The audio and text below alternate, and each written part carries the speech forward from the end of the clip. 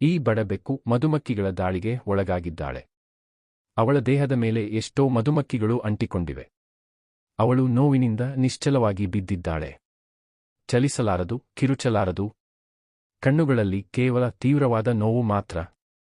ಅಂತಹ ಸಂದರ್ಭದಲ್ಲಿ ಅಲ್ಲಿ ಒಬ್ಬ ಮಹಿಳೆ ಬರುತ್ತಾರೆ. ಅವರು ಬೆಕ್ಕುವಿನ ಸ್ಥಿತಿಯನ್ನು ನೋಡಿ ಬೆದರುತ್ತಾರೆ. ಅವಳ ಕಣ್ಣುಗಳಲ್ಲಿ ಕಾಳಜಿ ಕೂಡಿದಿರುವುದನ್ನು ನೋಡಬಹುದು. ಅವರು ಬೆಕ್ಕುವಿನ ಹತ್ತಿರ ಬಂದು ನಿಧಾನವಾಗಿ ಸಹಾಯ ಮಾಡಲು ಮುಂದಾಗುತ್ತಾರೆ. ಅವಳು ಬೆಕ್ಕುವನ್ನು ಎತ್ತಿಕೊಂಡು ಎಷ್ಟೊಂದು ಕಾಳಜಿಯಿಂದ ಮನೆಗೆ ಕರೆದುಕೊಂಡು ಹೋಗುತ್ತಾರೆ.